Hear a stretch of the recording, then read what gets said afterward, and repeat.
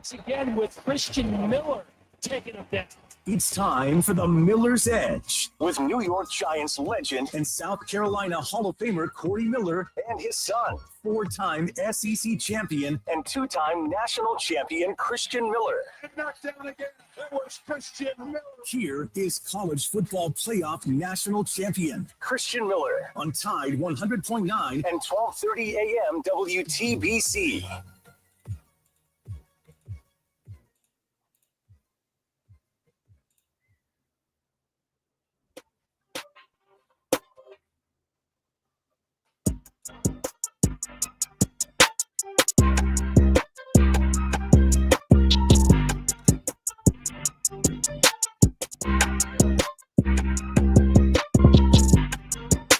And welcome into this Talking Tuesday edition of Miller's Edge, Tide 100.9, 1230 WTBC, presented by the Good Feet Store, America's Arch Sport Experts. Hope everybody is doing well.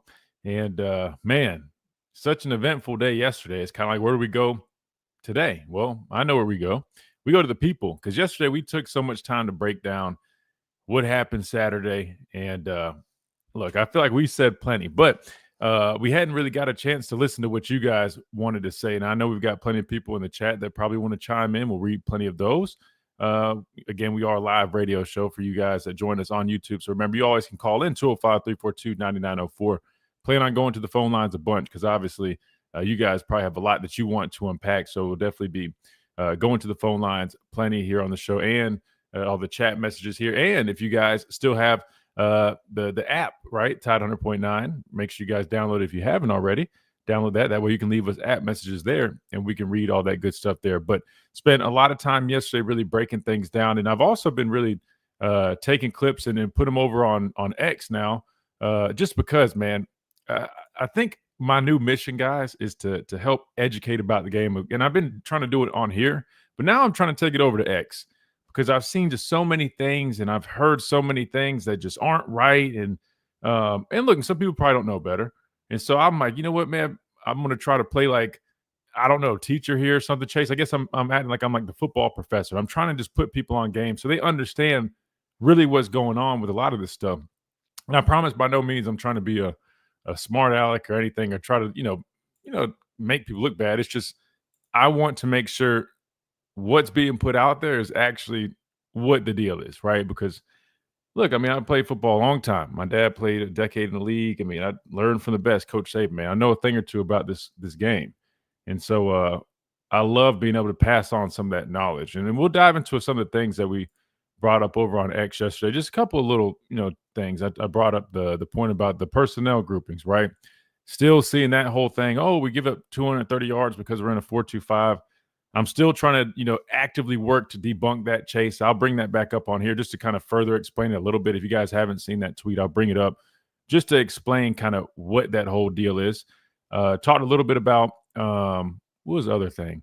Oh, some of the things in the game. Like, I think there's a tweet by one of the columnists here, and he was basically talking about, this play was the issue on this play was the linebacker, and I'm like, fair. He could, do a better job getting over. But, dude, you're missing the glaring point, and you completely look right over it, man. I mean, there's no edge. Everything starts there. There's absolutely no edge, right?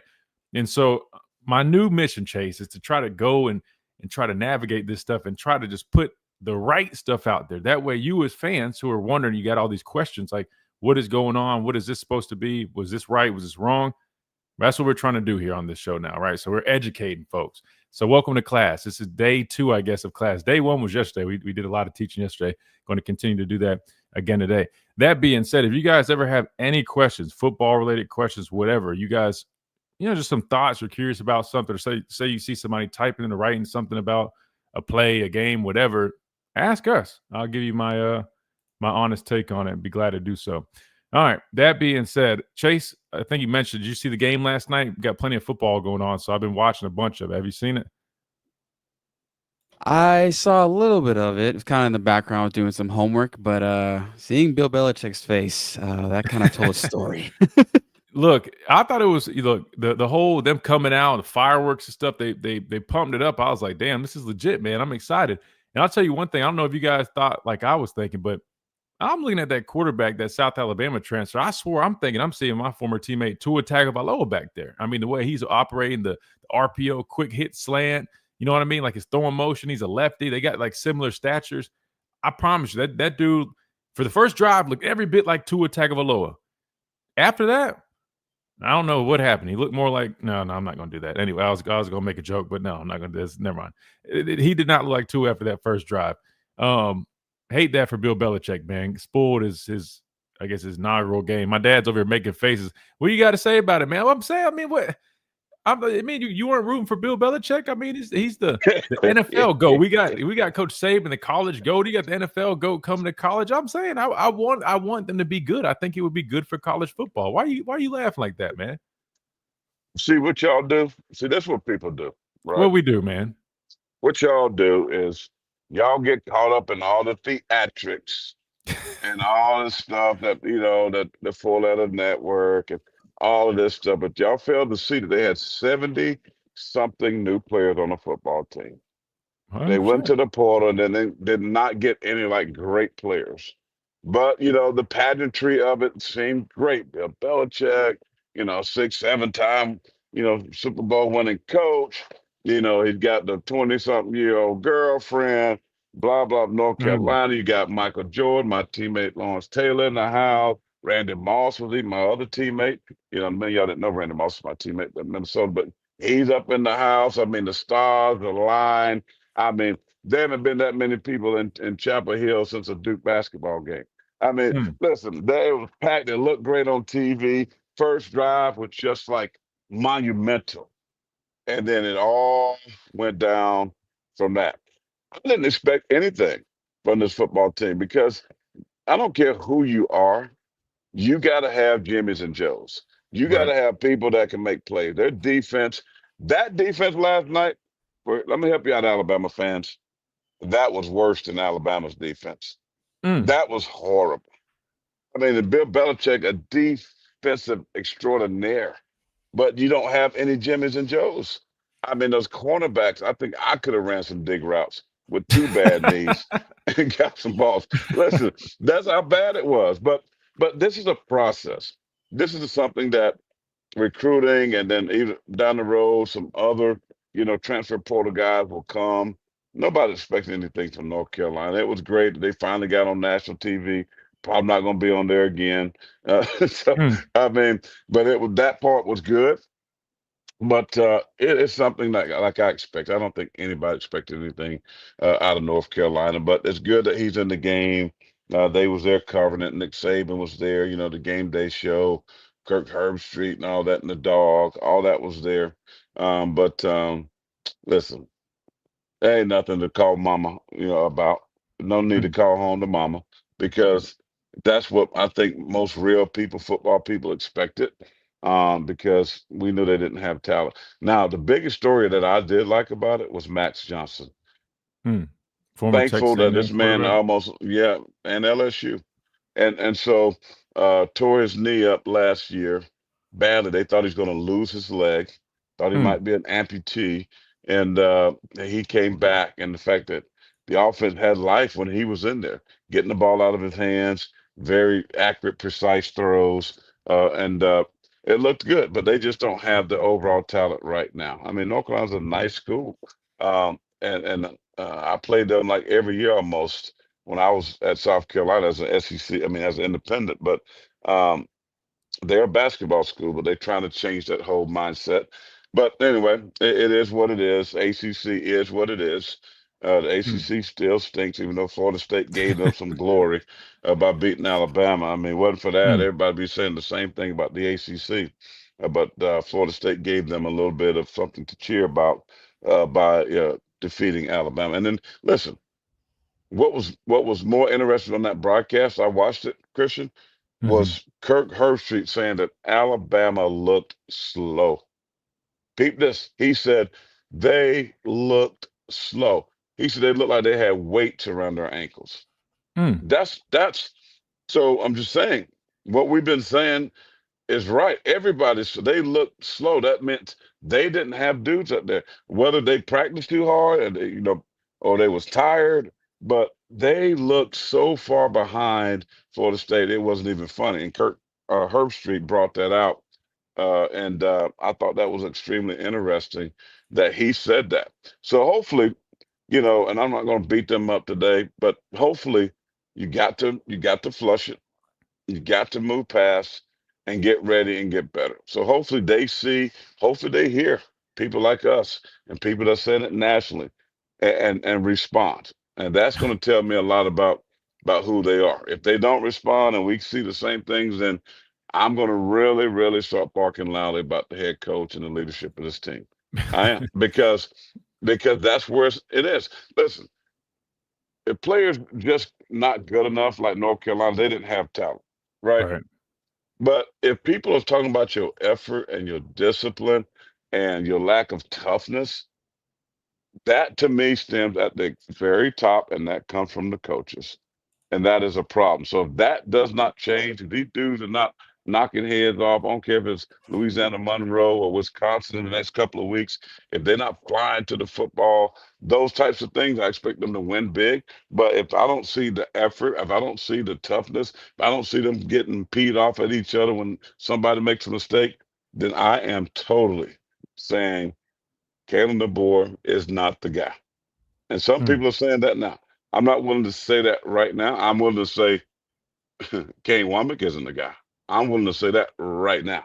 I'm willing to say stop all of this theatrical pageantry mess when it comes to recruiting and screaming from mountaintops about where we ranked in recruiting when these dudes are not translating on the football field. That has to change. Right? You can go Right. get guys, you can go pay guys, but if you don't have the right people that are on that field every day, as you know, and expecting greatness, expecting excellence, like Nick Saban used to do, then that's leadership.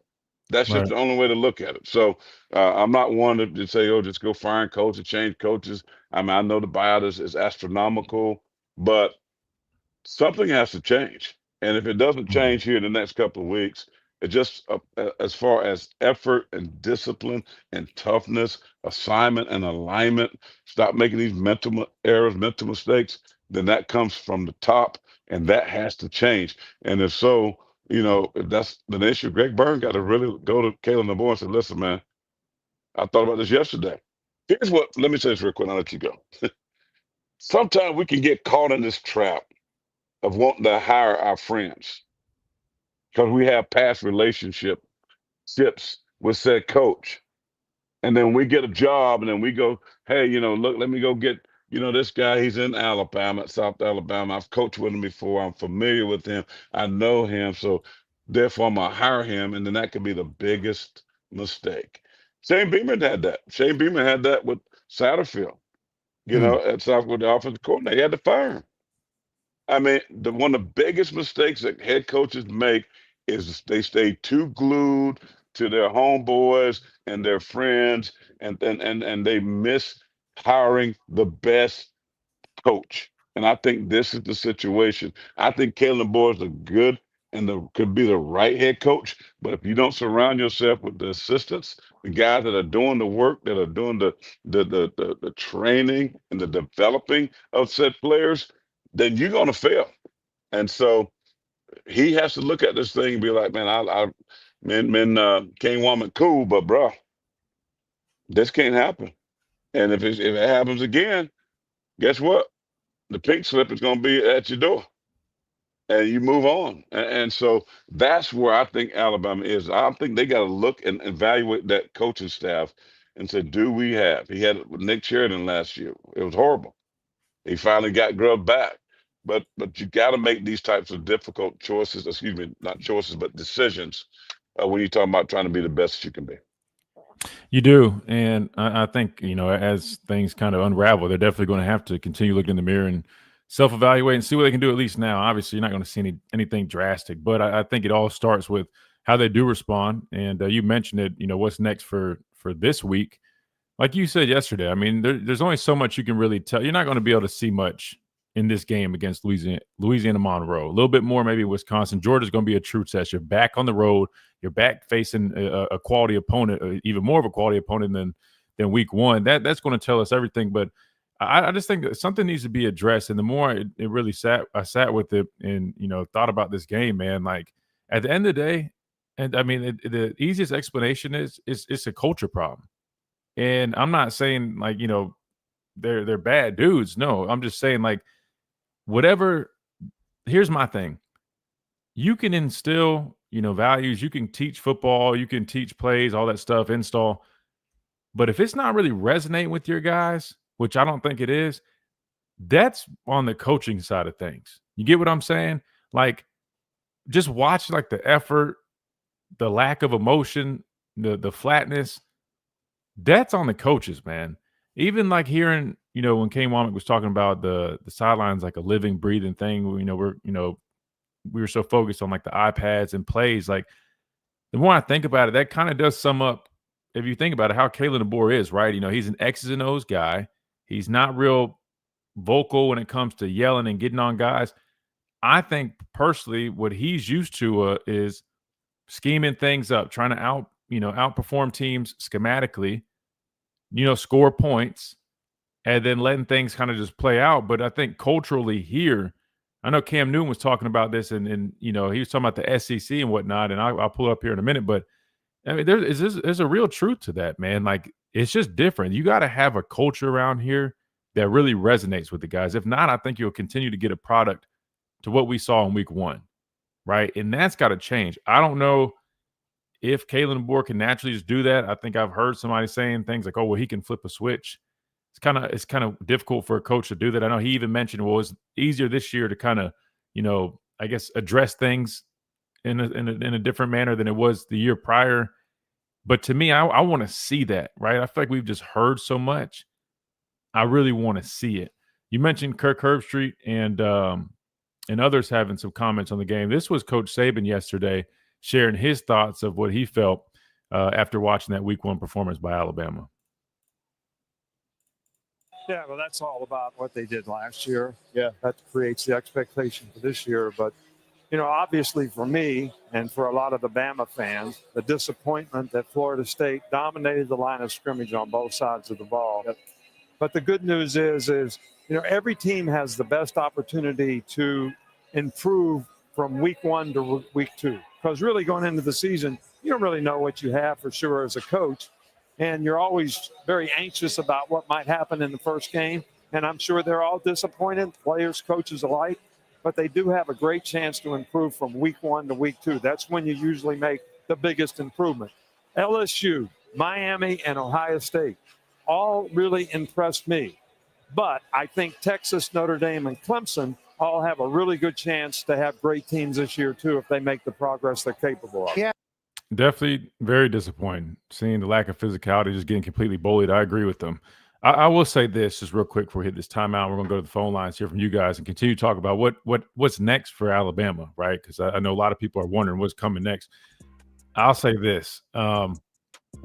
Did you see the clip? I don't know if you saw this. And at least from the clip, this is what it looked like. And this was later in the game. It looked like 2 of the defensive linemen were literally like cutting up, like laughing, like pre-snap.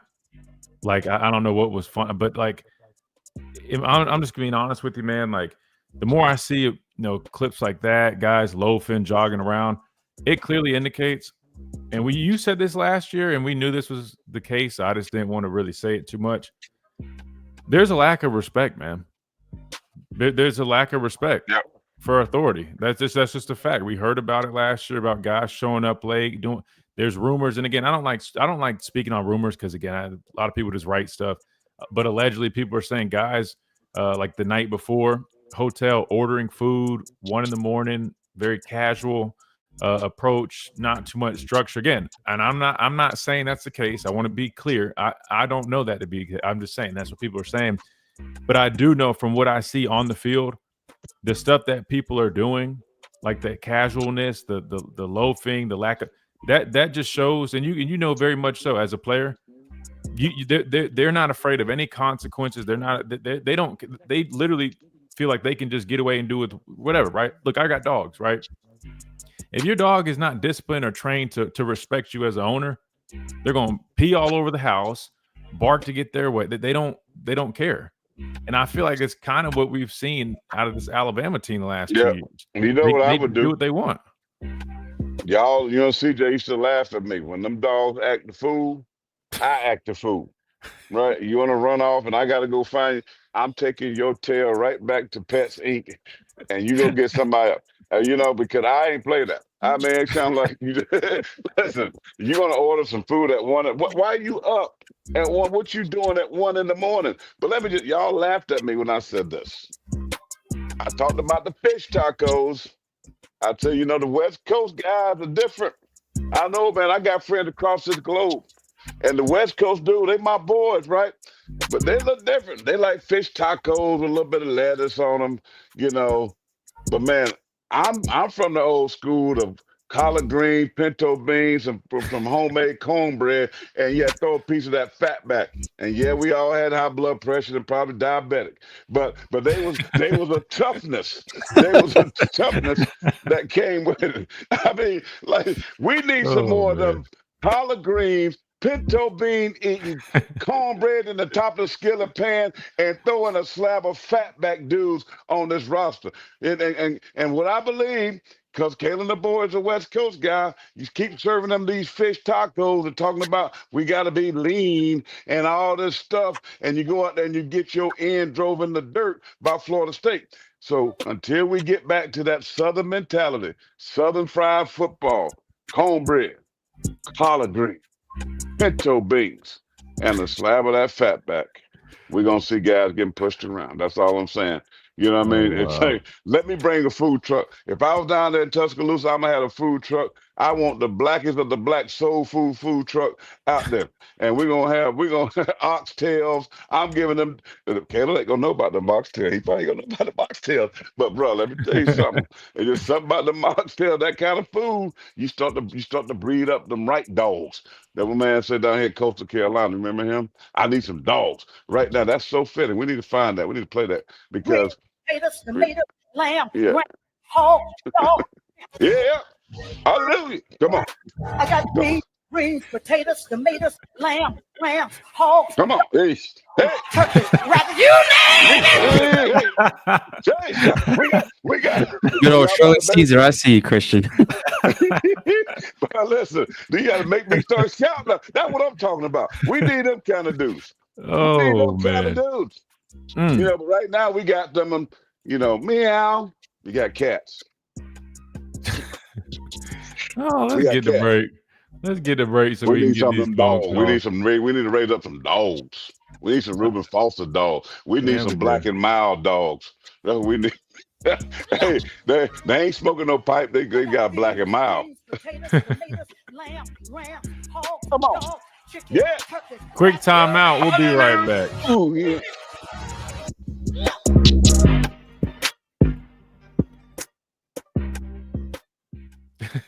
At Tuscaloosa Mazda, they are expanding man. their. Welcome in, everybody. We're about to go to the phone lines here in a minute. If you guys want to hop on, man, 205-342-9904. If you guys have it, man, drop us we got like 70 people in here, man. I think like 16 likes, man. It should be like 60, 70 likes. Smash that like button real quick. If you guys don't mind, that always helps us out. Oh, Yeah, man. potatoes. That's all I was thinking about when you were saying that. That's funny, Okay. man. Mobilize the church sisters and get.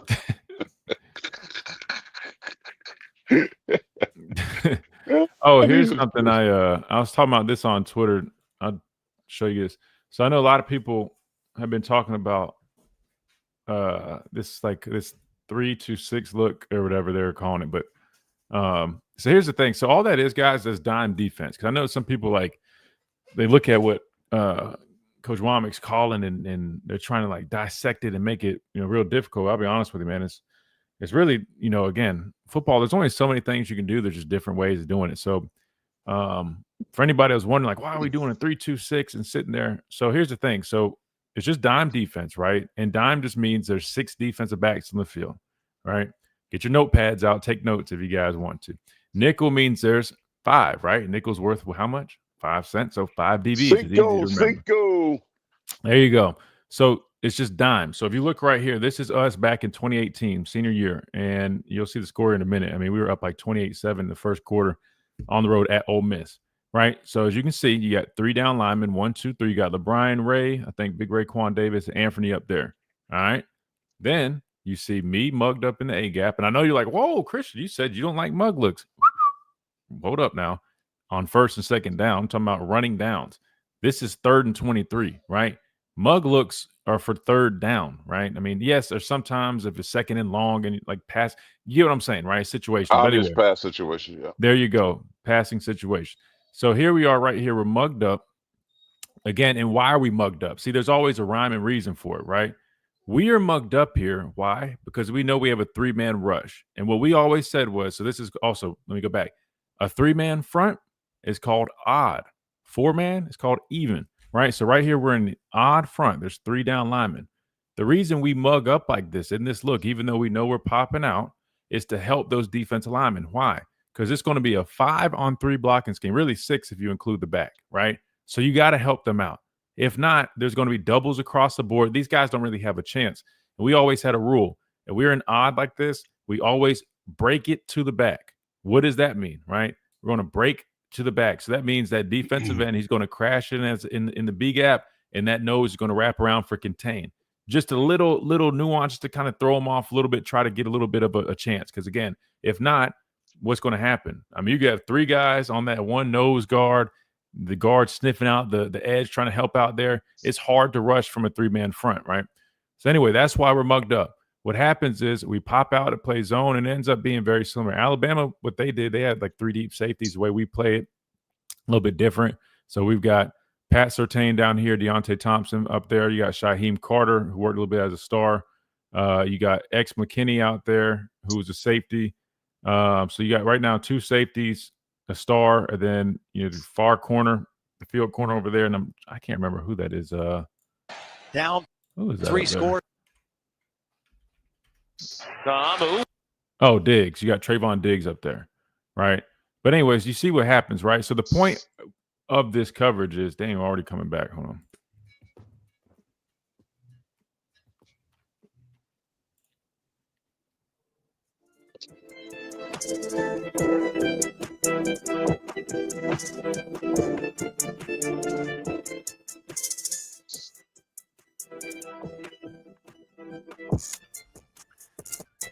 And welcome back into this Talking Tuesday edition of the Miller's Edge, Tide 100.9, 1230 WTBC, presented by the Good Feet Store, America's Art Sport Experts, home of those premium art sports designed to eliminate and alleviate all types of pain, foot pain, knee pain, back pain, you name it, they knock it out. Midtown Village right here is where you can find them. Walk-ins are welcome, or you can always schedule an appointment at goodfeet.com, nationwide, meaning their stores all around you. Make sure you guys check them out. It's an easy process.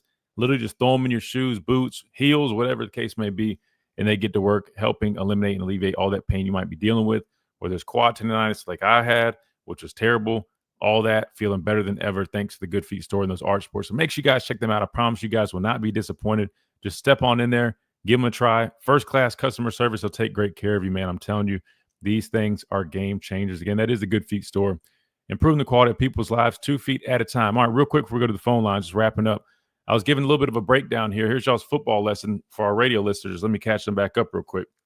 So people have been talking about a lot of the 3-man fronts we're seeing, and the dime defenses, the deep zone drops that you're seeing, right? And I was explaining it's nothing new, and it's something that you do typically when there's like a and long situation. And right, the point of it is you're trying to force everything deep to short, right? So here I got a clip of us playing it, right? This is us. We used to call this called odd 33 zone. Odd meaning it's a 3-man front, right? And then we're getting our zone drops here. We're mugged up, like I mentioned to the YouTube and Facebook listeners, to help the rush out, right? Because when you have 3 guys, it's hard to rush. You got 5 linemen and a back is 6-on-3. So we mug up that way. They don't necessarily know we could be coming, and they at least got to hesitate and respect our presence. We end up popping out. That being said, the point of it is to push everything up, force the shallow throws, and you break on the football. I'll let the clip play here. Alabama territory. Hold on. Down 3. Sorry, I'm trying not to get copyrighted. Let me skip ahead a little bit. Oh.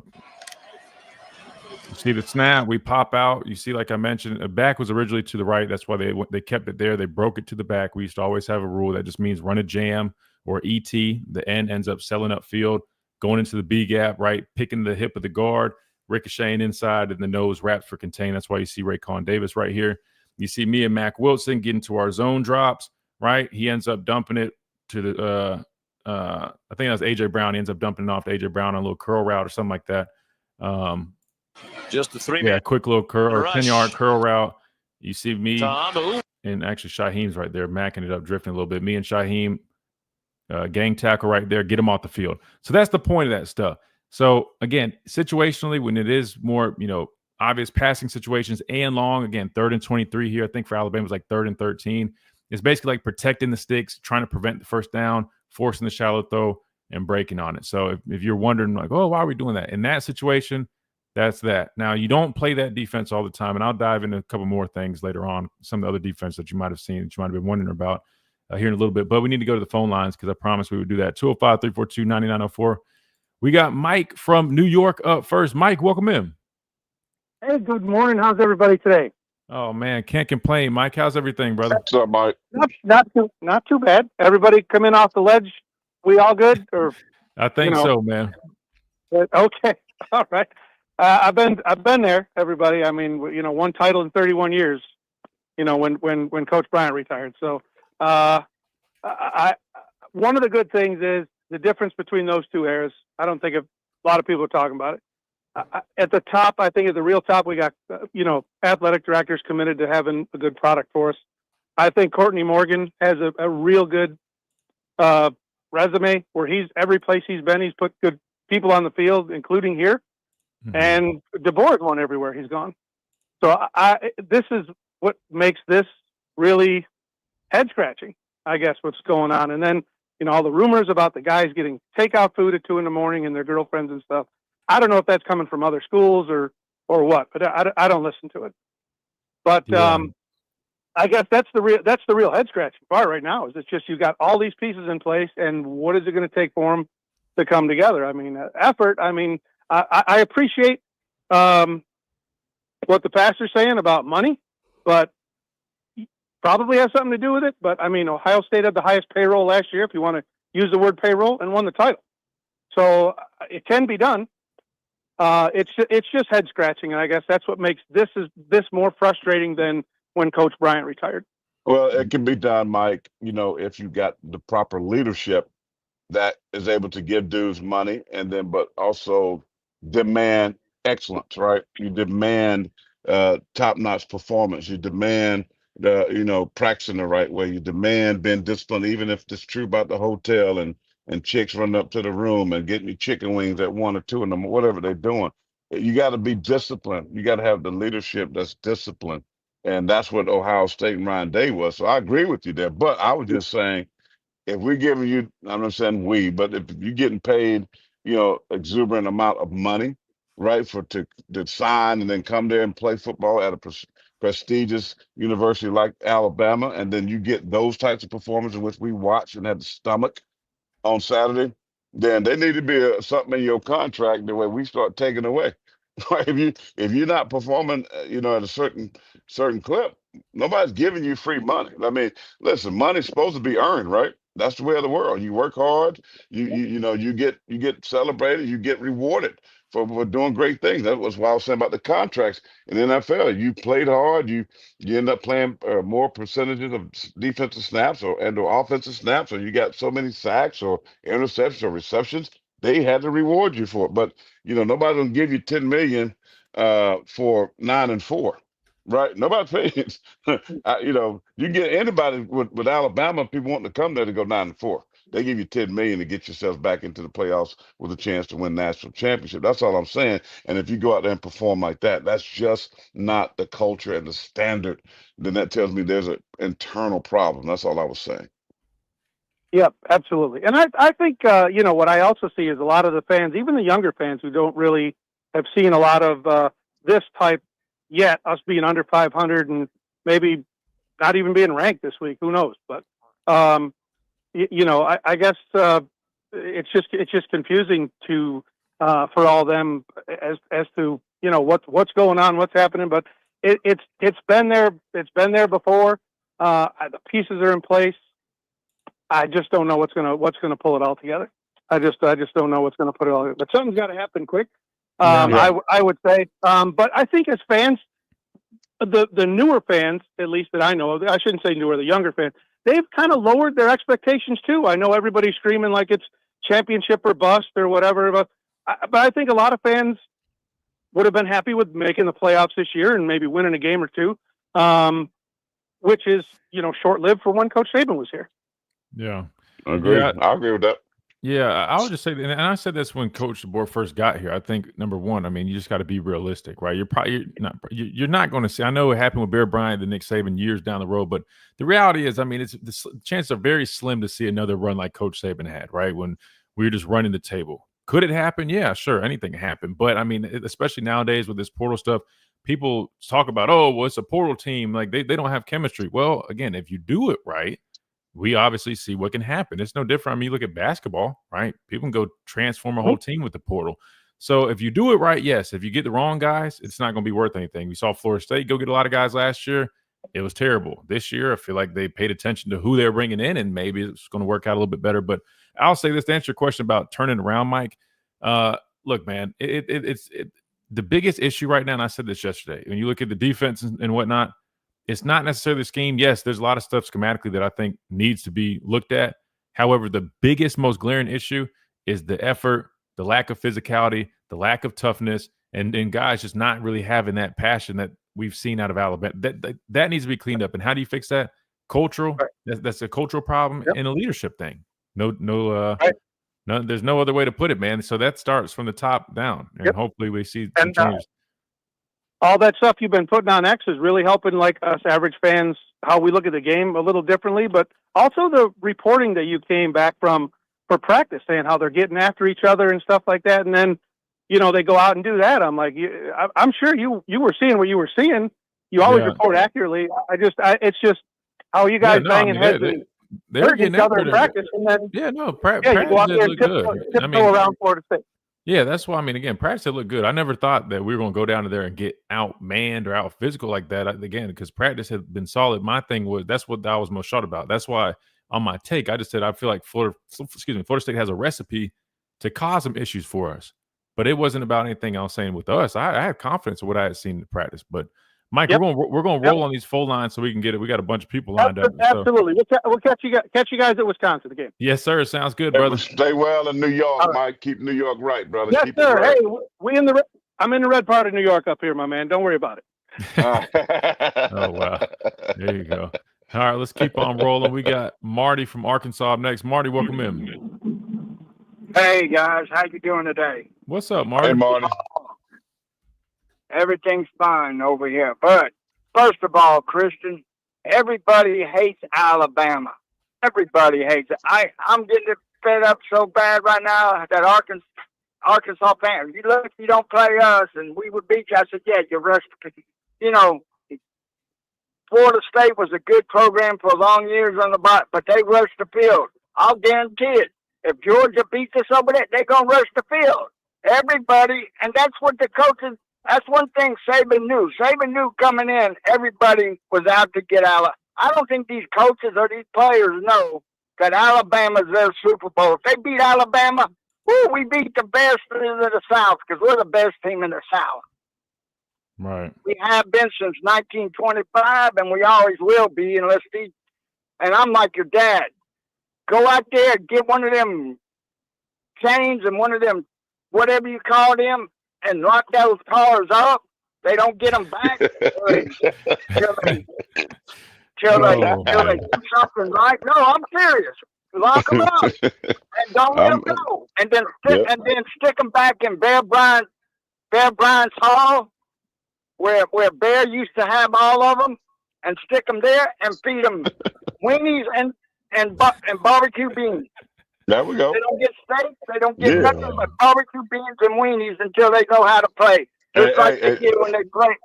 Right. Spring game, right? Did in the spring game. That's correct. They need to go back to some beans and Franks, B&Fs. You know what I mean? You play like, I don't even know, bro. See, what would you give them after that performance? I might just give them what they call one of them sandwiches that you just put some mayonnaise and a tomato on it with no meat. Huh? What is Yeah. that? Now, growing up, we ain't have no meat. We ain't had no money to get no meat, so you make a sandwich, just put some mayonnaise and a tomato, because you had a little garden with maters, as they call it, and you just put them on between the bread. And that's what that kind of performance, demands of one of them mater and mayonnaise sandwiches with no meat. That's what they need. Mm. Hey, let me ask you another question. What do you think the top ceiling is? 9-3, and what do you think the low ceiling is? 5-7? Woo, man. I don't think they're gonna go 5-7. I think No. that they got too much talent. They'll beat some teams based on that. I think 8-9 wins to me is their low ceiling. I really do. If they go, you talking about 6 or 7, then we really gonna be having a conversation about it's time to just do what Jesus did, just start turning over tables. I mean, but I think 8 or 9 wins would be a horrible year for them. If they go 9 again, people going. This is Alabama. South Carolina. We went 9, and I mean, Beamer could almost be a governor around here, right? You beat Clemson, and win 9 games. Everybody's excited. But this is not the case in Tuscaloosa, 5.5 hours down the road, down I-20. No, that's 9 games, not going to get it. We can't, again, like the players. I put the same thing, Marty, with the coaches. Are you paying Caleb DeBoer to win 9 games, $10 million, $11 million? No. You paying him that kind of money to win championships. And if you can't do it, then they got to scrap that and find somebody that they can pay to win championships. That's just the way of the world. But what do you think the ceiling and the floor is? Like I know what you're saying. Like you're saying based on expectations. Sure, I agree with you. But 8 wins. 8 wins. They'll go 8-4. You think so? Worse. I mean, Georgia, South Carolina, LSU could be losses. That's 4. They're not going to lose to Monroe. They're not going to lose to Wisconsin. They're not going to lose. Well, they could. I mean, let me go 7-5 because Tennessee looked pretty good. They do get them at home. They got Missouri again, right? They got to go to Missouri. They should win that one. Oklahoma comes to Alabama. Oklahoma's actually playing some pretty good football too right now. They got a quarterback that's pretty daggum good, can run as well, dual threat guy. Auburn, they did what they had to do. So I don't know, man. I'm going to say 7-5 because I think they will get better. They will play tougher to a degree. Now I just don't know when they play the upper edge teams like Georgia or even South Carolina that their defense has the talent to stop a Lenore Sellers or to beat what's the quarterback at Georgia? Gunner something. Gunner Stockton. Stockton, yeah. I mean, Yeah. it was a dual threat with those receivers. They went and got nice receivers, Marty. So I don't know how they're going to man out against Georgia or on the road, also against South Carolina, on LSU. They get them at home. LSU's at home. So Yeah. now they're not going to beat LSU. They're not going to beat them. So I'm going to say 6-6, 7-5 would be the bottom floor. For me, and I know people are going to think I'm tripping after what I just saw. I still think, listen, because I've watched this team in practice and in scrimmages, man. Like that week 1 game, they've got way more than that. And I'm going to hold on to the confidence that they can clean that up. I would probably say, though, if I'm being completely honest, I really feel like 9-3 is my honest ceiling. Could they go 10-2? Here's the thing, guys. You already lost 1 game. So if you go 10-2, that means you only have 1 more loss to take. And I just don't know if I see us only losing 1 more game, if I'm being completely honest. I'm going to say the ceiling would probably be 9-3 for me. The floor, I don't see us losing any more than 5. I don't see it being any worse than 7-5. I would honestly, and I don't think that happened. I think realistically 9-3 again is very possible. Could be 10-2, but again, that means you got to turn it around and quick. Because again, you go on the road September 27th to Georgia. Star. They're not going 10-2. No. I didn't say. I said if they wanted to, that means they only have 1 more loss in the tank, and you got to go on the road at Georgia and you get a bye week before that game. But then, like you said, Tennessee looked pretty solid. At South Carolina, we know that's going to be tough. And then Lenore Sellers, we know what he brings to the table. Auburn's going to be tough.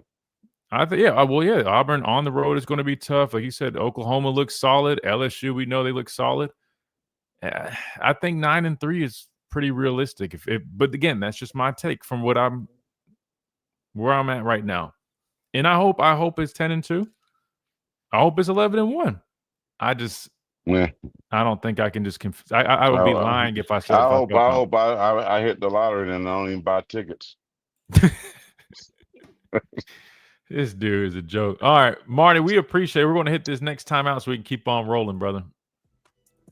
Good deal. There you go. Listen, I see Q on here says 6-6. I see a 7-5. I see a 6-6. Wow. 7-5. Bama ball number 9. Not much confidence right now with the fan base. Clearly, according to our Q chat. said he said he already spent over $1,000 to see Matt Bill. Jesus Christ. All right. Let's hit this next time out so we can keep on rolling. You could have gave that as a seed. You could have said that at 1334 church. We did a whole lot more with that $1,000. We could have blessed somebody. Wow.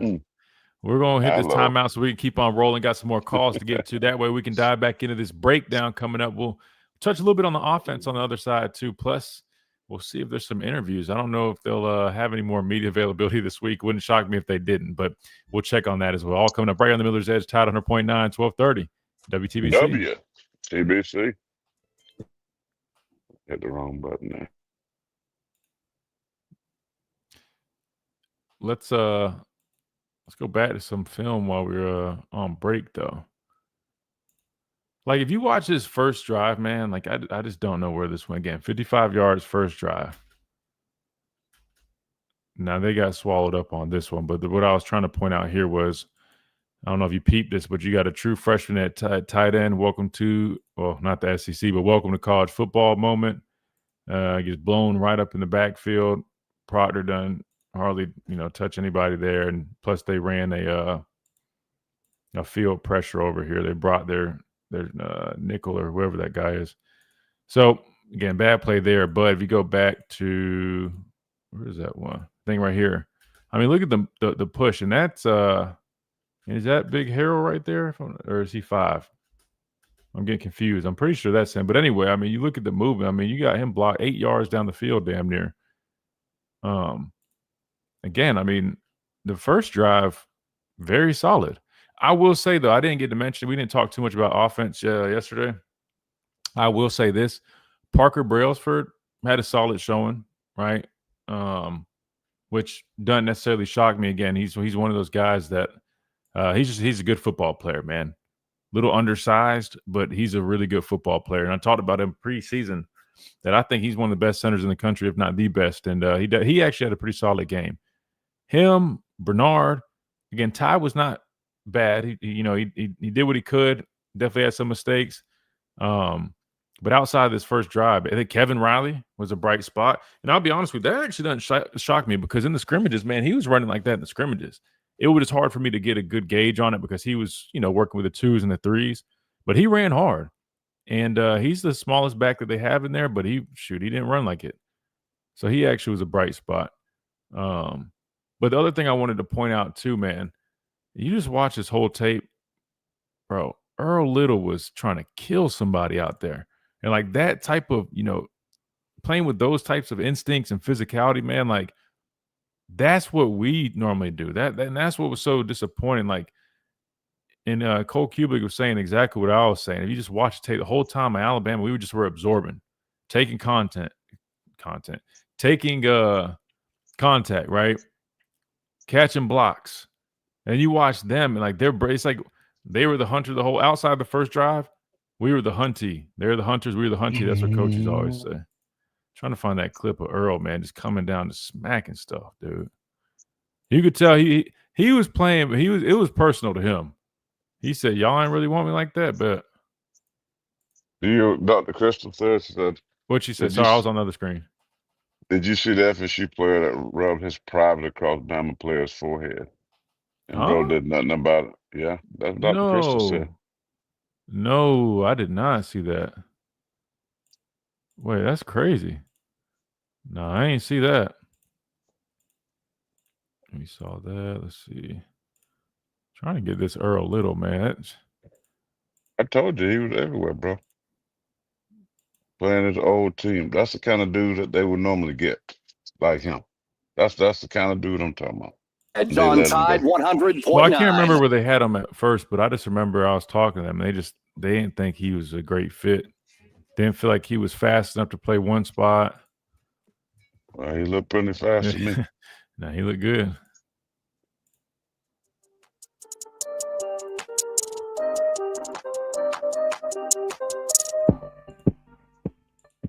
I think it's this play.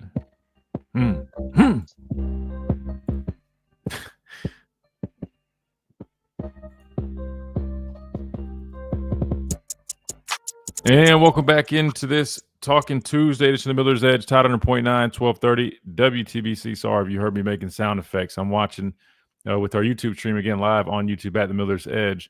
Some of these clips from the offense from Saturday. We talked so much about defense. I was bringing this up, but man, I mean, you talk about somebody that made themselves some money, that put their name on the NFL draft radar. I mean, former DB, Alabama DB,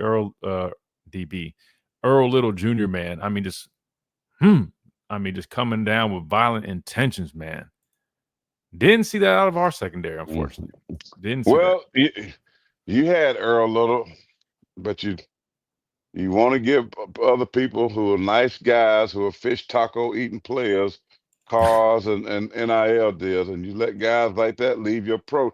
That's the kind of guy that I'm screaming about. Right there, Earl Little, who's put in the right position so that he can excel. But now you let him get out that, you get him out that locker room, and now he comes and bites you. And by the way, folks, he knocks your big time receiver. He sent them to the locker room. He sent them to the locker room, saying double. I mean, that's all I'm telling you, brother.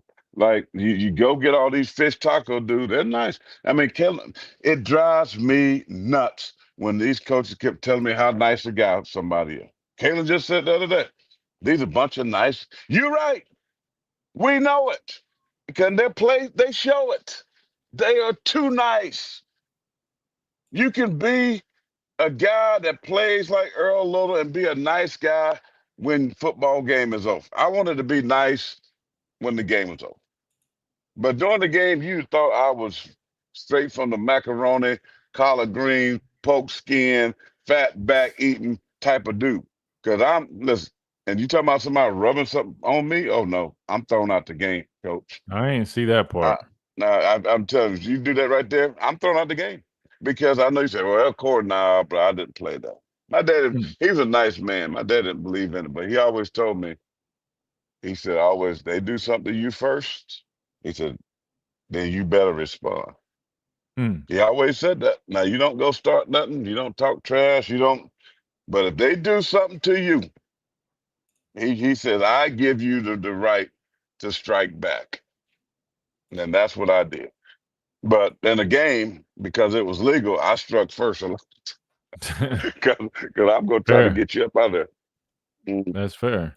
This is the other thing, and we're going to go to the callers when we open up because we only got a couple minutes here. But I know a lot of people also are wondering about this play right here that we got up on the stream. So for our radio listeners, it's that deep shot that they took to Squirrel White. He was at the bottom of the screen. They had DJ Lee lined up on him. I know a lot of people I keep talking about they're blaming Coach Womack. Why would you line a true freshman corner on Squirrel White? Well, here's the thing, guys. I don't know if you guys understand this, but like when we dive into X's O's and talking about matchups and stuff, it's not like a video game where you can like just manually go control your guy and do like, or sit there and go yell, hey, no, you go on this side. Like if you're putting a player on the football field, he is trusted to go out there and do his job no matter who else is. Like, you understand. He could be lined up against Squirrel White. He could be lined up against Deuce Robinson. But we trust in his ability, which, again, he's been practicing against Ryan Williams, Isaiah Horton, and Jeremy Bernard and holding his own and doing a damn good job. So you guys got to understand, it's not about, oh, why would you put it? They didn't say, hey, DJ, go line up on Squirrel White. That's not how it works. The way football works is if he's in a package, which I think they were in a dime look here. I can't remember just off the top. I'm pretty sure this is dime look just by looking at it. He was in on that. And when they like him enough at that outside cornerback spot, I talked about this. He's not built to play inside. So you have to kind of keep him on the outside. And they want him on the field because he's a good player. So that's why they bump Xavier Brown inside, because he's more capable of being more of an inside corner. Hence why he's on the outside. To be fair, though, again, you just got to think about this. a tall cornerback is not going to be expected to be a burner. So this is one of the downsides of having some of your tall, lengthier guys in the secondary. They're probably not going to be as quick as some of the guys. Just like the shorter guys might be faster, but they're not going to have the length, right? It's science. That being said, this was just tough. I mean, he ends up in a match. I bet if you go back from the beginning, I bet it's all footwork. It could be technique, but what I'm getting at is here. You can't avoid the match. He's good right there. No, that's what I'm saying. He gets beat. Like he gets beat. But the point of me saying this is I'm trying to explain to people that because I know there's going to be criticism on the coaches, but some of it like it's unwarranted. It's not accurate. You can't get mad. Like, if you're going to get mad for him lining up on here, you should just say, oh, he shouldn't be on the field, which I've seen this kid in practice. He can play. He just gets beat right here, which happens. And then his safety help because they're playing. You should never get beat like that when you're playing off coverage. He wasn't playing off. He was pressed. He was off. He was sitting. Well, if he's pressed, then you put your hands on him. Press coverage means you press. Press coverage means put your hands, you jam him, and you don't back off and open up the gates. What he did is what's fundamental. Right. He backed up, turned his hips, and just let this dude run right by him. He's not fast. That's why I said yesterday, know who you are, know who that guy, who he is that you're playing across from. If you know you're a 4-6 and he's a 4-4, and I'm in man coverage, I have to disrupt his timing. I got to get in his grill. I got to make what we call reroute. There's something called reroute him. Make him run the bubble outside. Make him shake and bake at the line of scrimmage. Put your hands on him. Force him to the sideline. Use the sidelines to help you. Now, it gives yourself some room and time. Allows the pass rush to be effective, which that probably wouldn't work because Bama don't have any pass rush. But my point is bad technique, not knowing who he is, not knowing who that guy is, number 4 for Florida State, and the guy just run past him with, and the safety, look at the safety. Nowhere over the top. So he didn't know where his help was. Maybe his help was inside. Maybe he should have been playing outside. I don't know what the call was, but maybe he should have been playing outside in technique, forcing him inside based on his safety. I mean, because the safety is way out of position. That's what I was going to tell you. So they're playing cover 1, right? So if anything, his help's going to be on the inside.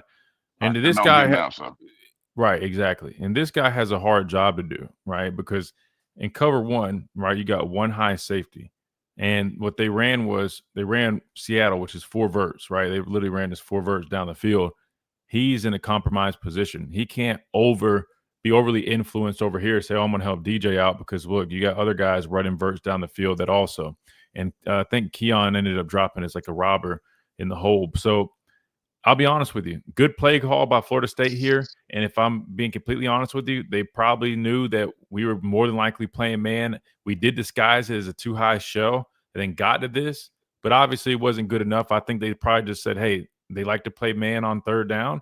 We're going to call 4 verts like that, stress that safety, and we're going to trust our if I'm a corner and I know I got 0 coverage or 1, whatever. And I know I have to understand where my help is, right? And he just out the gate, opened up, played hard inside leverage. Right out the gate, he gave him all that room on the sideline. He just gave it to him. See, right now, is that him right in the slot? No, he's on the outside. Okay. Now, look, the one on the slot was playing outside in technique. Right, so that tells me his help is on the inside. So even if you say, "Hey, you have no help," then I know that I got to really play press coverage. Now look, right there, go back. Yeah, I know he's opening the gate and forcing him out. Right. So I'm kind of now look at number 2. Number 2 outside in. He's playing inside. Let's see him right here. See where he's in the outside hip on the slot. He's totally open up.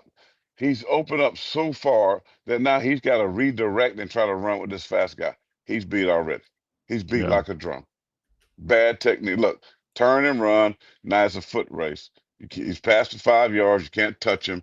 Now it's a foot race. And the squirrel outran whatever he is, a bear. He looked like a bear on this because he couldn't keep up. So you got a squirrel and you got a bear. I'm going to take the squirrel. Yeah. Well, I mean, you got to remember, he's a true freshman. So, I mean, he's still learning. But, They ain't that much. They ain't that hard. I'm sorry. I'm not giving them an excuse. No, I'm not giving him an excuse. I'm just saying. I mean, true freshman, you got to expect there's going to be some things there, but he got beat. So I just wanted to bring that play up because I know a lot of people are like, oh, why'd you put him on there? It's not like they intentionally said, oh, go line up on Squirrel. No, they just ended up being in man coverage on that call. He was on the outside, and obviously bumped Xavier inside, and what happened. But we'll keep diving into some of this breakdown stuff when we come back. Top of the hour break right here, Tide 100.9, 1230 WTBC. We'll be right back.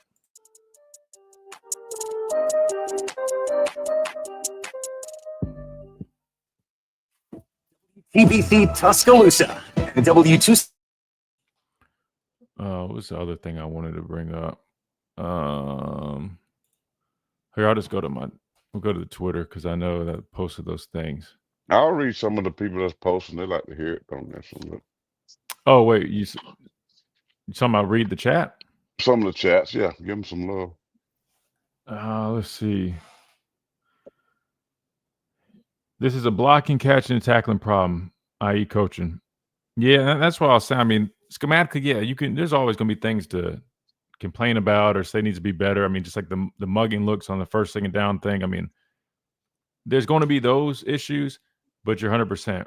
I mean, the most glaring issue is literally lack of effort, lack of physicality, poor fundamentals, poor tackling, all that stuff. Like you said, the basics, and that does fall on the coaching staff. I agree.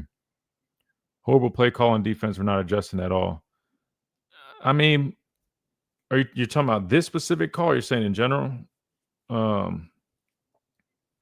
I don't feel like we adjust much. I agree there. In terms of horrible play calling,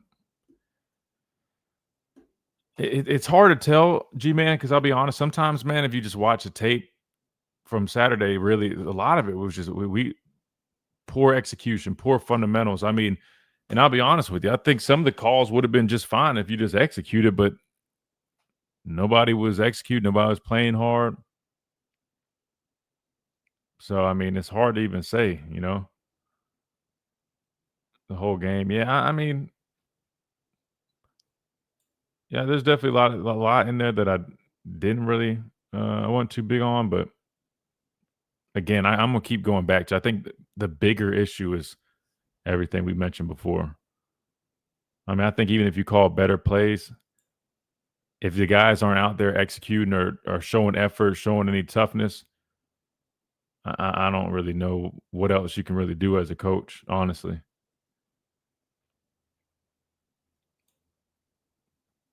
Let's see what else. Yeah, they were in cover one on that last play.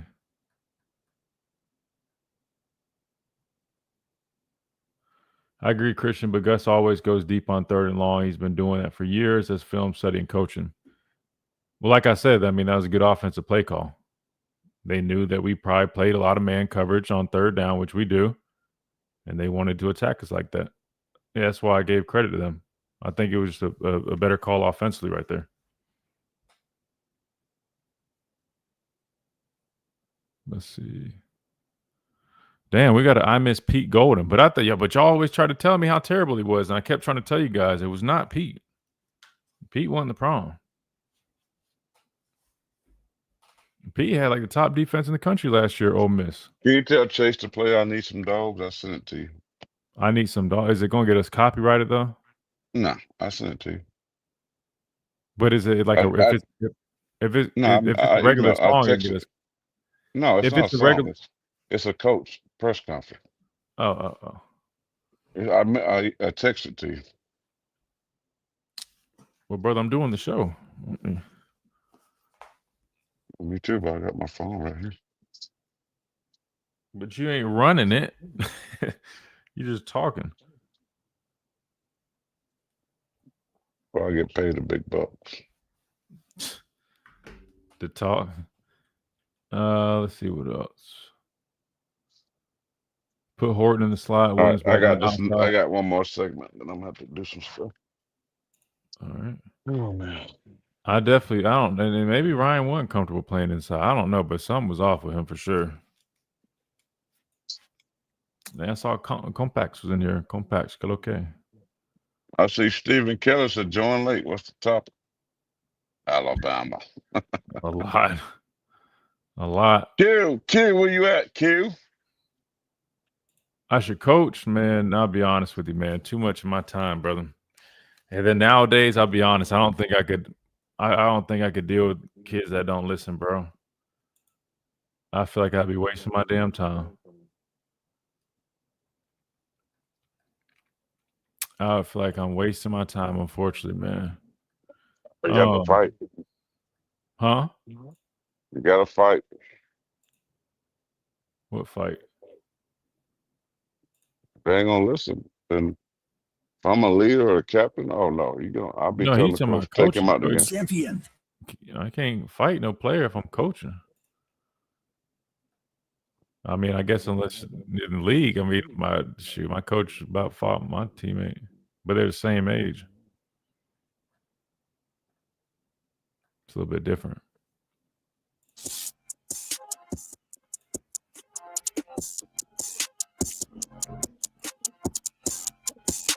And welcome back into this Talking Tuesday edition of Miller's Edge, Tide 100.9, 1230 WTBC, presented by the Good Feet Store, America's Arch Support Experts. All right, first hour, man, we took a little bit of time to do some, talking ourselves. We talked a lot yesterday, but we really went to the phone lines. We're going to continue to do that, let you guys get off your chest. Plus, we're weaving in and out some of these clips to break some stuff down that we might not have really talked about yesterday. Again, I've been doing a whole bunch of posting on our Twitter page, or X, I should say, at the Miller's Edge. So if you like those breakdowns and me explaining and showing with clips and pictures exactly what's going on or what the deal is, make sure you check us out there as well, because I'm going to start doing that. I'm just going to dedicate a lot of time to really teaching the game and really trying to go out here and save the game from all this fake news, man. That's my new agenda. So don't say that.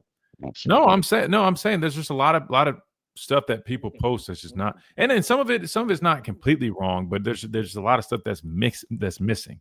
And so I feel like, I don't know, I could serve a purpose in that aspect, man.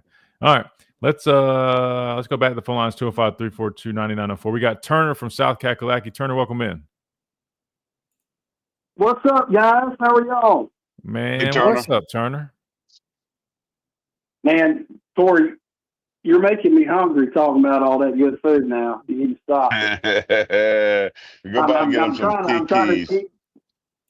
I'm trying to, watch the girly figure here. So, so my son, he's been seeing this girl over the summer. Well, he went to her house. Her and her parents are all Florida State fans.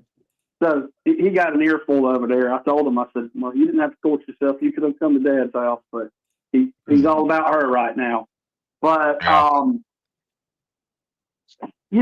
with the game Saturday, one, I will say it's one game, but I will say that one game, Alabama looked unmotivated. They didn't look prepared. They didn't look like they wanted it. And a few things that I've noticed, like on social media, is one, people are talking about Ty. Now, he threw for 254 yards, 2 touchdowns, no picks. I don't know what much more you want out of your quarterback. Now, in the second half, he struggled. It was the same thing as last year. Milroe struggled partially because no one blocked him. Ty Simpson struggled in the second half. No one blocked for him. We ran the ball first drive. I mean, ran it down their throats, took it in touchdown. We abandoned that. Dang, but Turner, it's funny, man. You said Ty struggled because nobody was blocking. I swore that's what we had been saying last 2 years for Milroe, but nobody wanted to hear it. It was all his fault. No, it's 100%. 100%. I think I said it. I said it last year. I called it a couple times. No, you were on the same. No, you were on the same page with us. I'm just throwing that. I'm just being funny because everybody swore it was one guy. I'm like, dude, bro, this has been going on. No, and now don't get me wrong. Did Milroe make some bonehead plays? Yeah, every player's going to do that, right? I mean, it's going to happen. But you got to coach them to minimize that, right? You want to coach them to minimize the mistakes. Hey, don't try and force it. Throw it away. Live for another down, whatever, right? The defense, I thought I was really excited about because I thought they got better and better as the year went. there was an exception. I mean, Oklahoma, I think that was towards the end of the season. Oklahoma blasted them. But I guess the thing that really bothers me is, and I guess maybe I'm just used to Saban, is that the board just looked lost. He was not chewing anybody. There was it was like almost a Mike, and God bless Mike Shula. It was like the deer in the headlights look. He just, I don't know. Everybody's calling for him to be fired, but if you do that, then the portal opens up. So be careful what you wish for. I am hoping. I wouldn't. I think. I mean, that could. If you don't perform well either, that the portal is going to open up. I wouldn't base it off of that. To be honest with you, I mean, if they have a bad year this year, Turner, you best believe them dudes aren't going to stick around here, brother. Oh, I agree. If they don't have a good year, yes, there's going to be some guys that they not only do they want to play, but they want to win, right? And there'll be some schools that'll be offering some of these guys money, but I just don't. You said there's going to be some guys that going to offer them some money. Oh, I said some. Well, I said if they don't win and if they don't have a good season, there's going to be some other teams that are going to offer them some money to come their way, right? And they're going to enter the portal. They're not nobody on this defense. I don't even know I would buy them we call a meet and three. I'll buy them we got to play. Lizard Sticker, because you're from South Carolina. Lizard Sticker is famous for, I might buy them a meet and three because they're hungry. But brother, I couldn't give them no more than a $7.69 meet and three meal where they playing. I don't see any school giving anybody on this defense, any money. Based on I got a one game sample size, but who on that defense? Who on this defense that you saw Saturday, you say, I will bring them in my program? Any of them? No, nobody.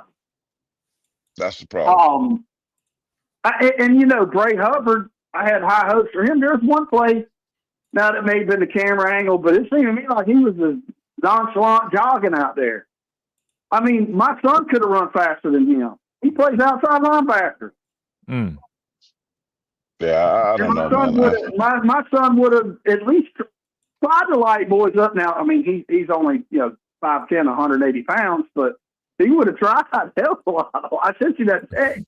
I saw. Like, yeah, I mean, it's like I don't get. Oh, by the way, Christian, congratulations! Your Vikings finally won a game. Did we win a game? Yeah, I want to say. Who? I have to look it up. I want to say maybe Lower Richland.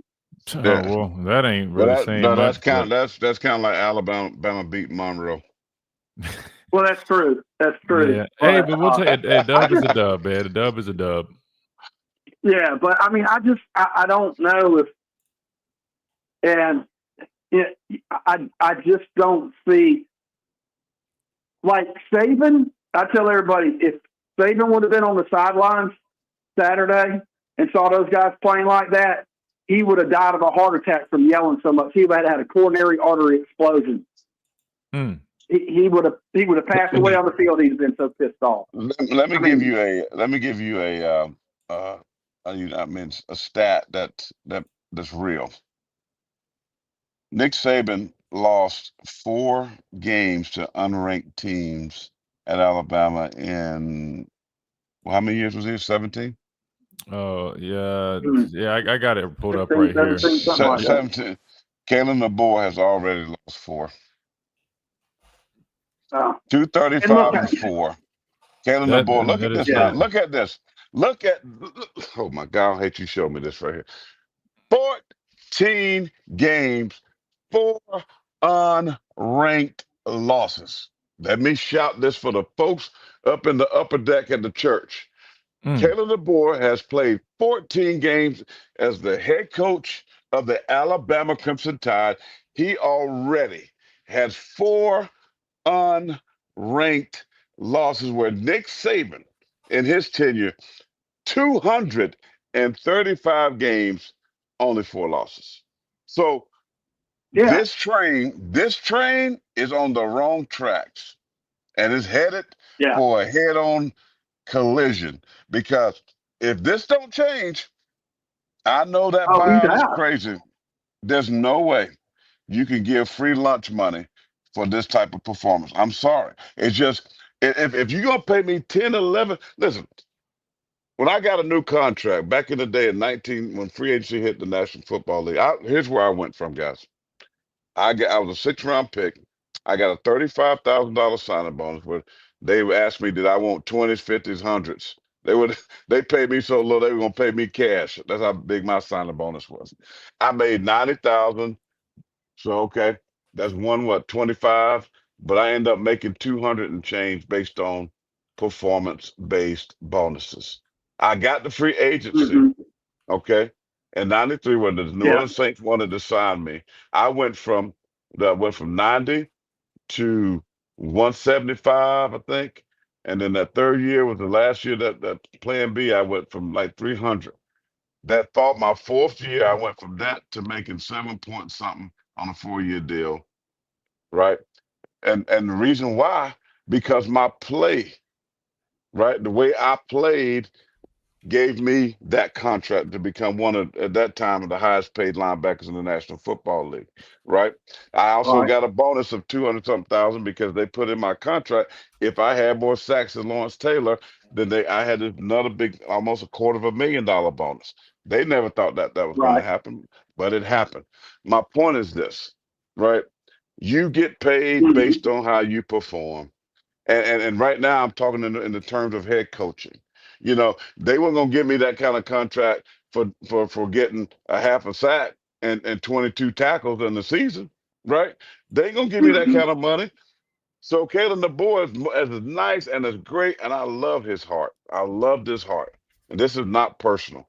But what he has done through 14 games, he need to be getting about $1.25 million a year. Not $11 million. I'm just saying, based on what he has performed. Now, luckily, he has a chance to change that. But they're not going to keep paying him this type of money to lose to unranked teams like Vanderbilt and Florida State and whoever else he's lost to, Michigan and Oklahoma, and these types of losses. And not just losing because of the fluke and they turn the ball over 50 times. They're losing and they're getting their hottie kicked. Let me say it again. It's not the fluke game where Appalachian State goes in there and get a turnover and they throw a Hail Mary and win the game. They're losing because they are getting their butts handed to them against non-ranked competition. And to me, this is a problem. Oh, I agree 100%. Now, one more question, Corey, since you just went over your NFL career. When are you taking me to Hall's Chop House? Listen, man, I'm so famous. Hey, listen, here's the thing, brother. You hit me up, and man, you'll go to Hall's Chop House because I know the owners.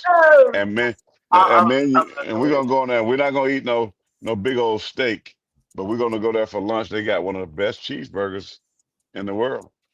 I can get you a nice cheeseburger. They got some good collard greens in there too. And they got some collard greens. Only problem is they got a little sugar in them. See, where I grew up, Mama didn't put no sugar in no collard greens. See, I like them. I like them sweetened a little bit and put some of that Eastern North Carolina style barbecue sauce on there. That vinegar pepper sauce with that sweet, it's pretty damn good. But anyway, y'all making me hungry, man.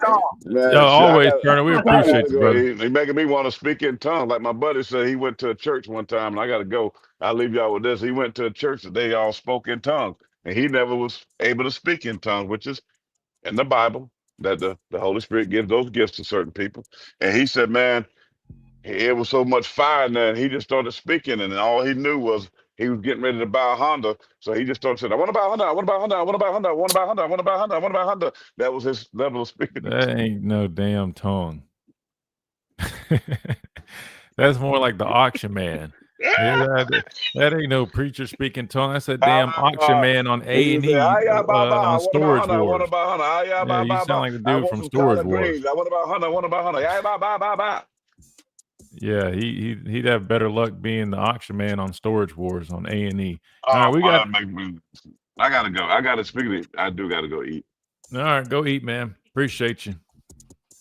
Y'all take it easy on Bammer. Man, that's you, brother.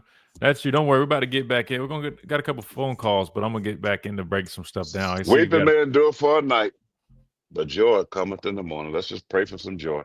Let's pray that tomorrow will be joy. All right, guys. All right, quick timeout. We'll be right back.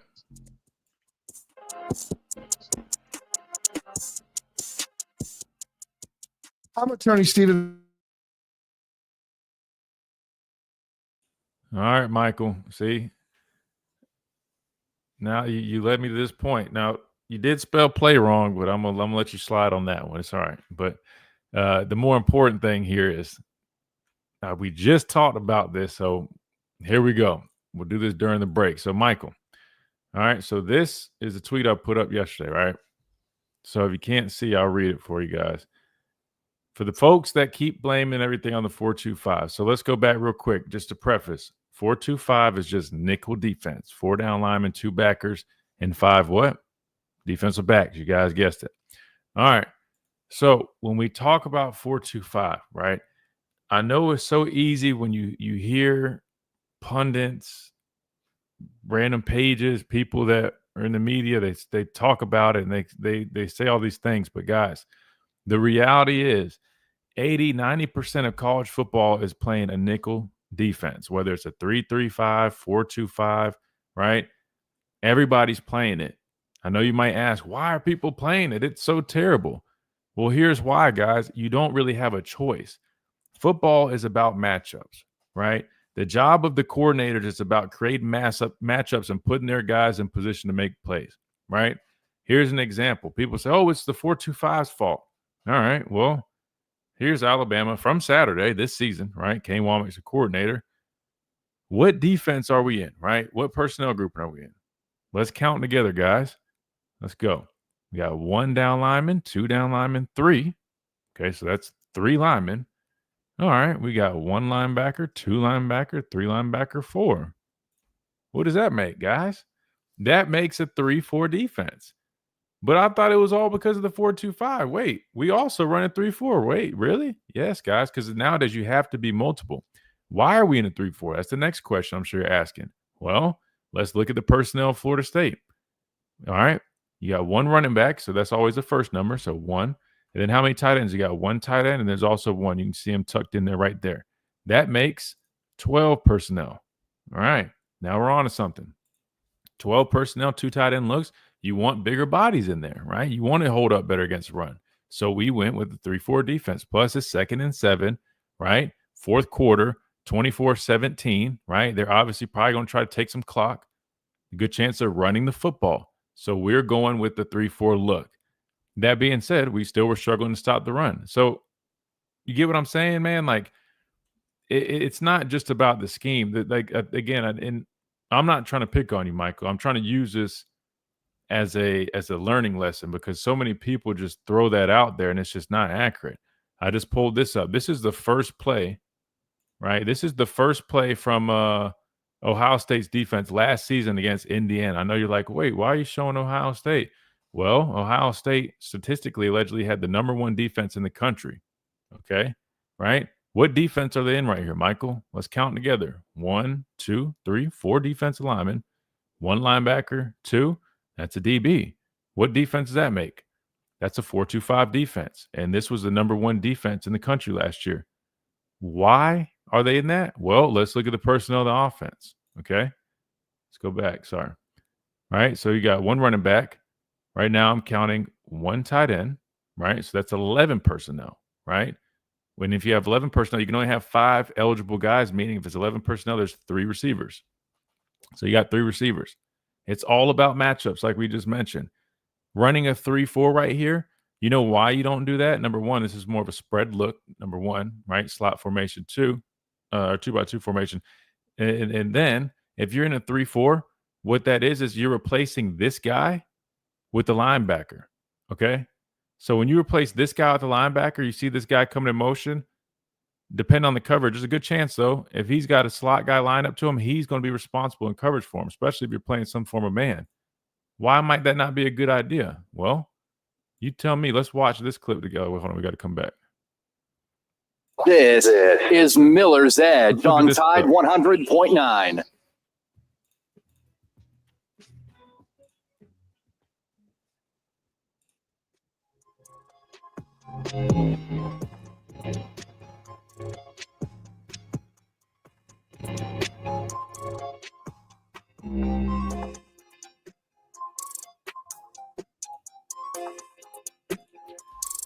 And welcome back into this Talking Tuesday. This is the Miller's Edge, Tide 100.9, 1230 WTBC, presented by the Good Feet Store, America's arch support experts.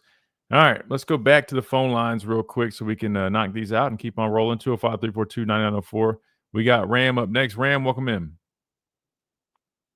Hey, Christian. How you doing, buddy? Good, man. How are you? I'm doing good. I'm sorry I missed you, Dad, but he was spot on yesterday.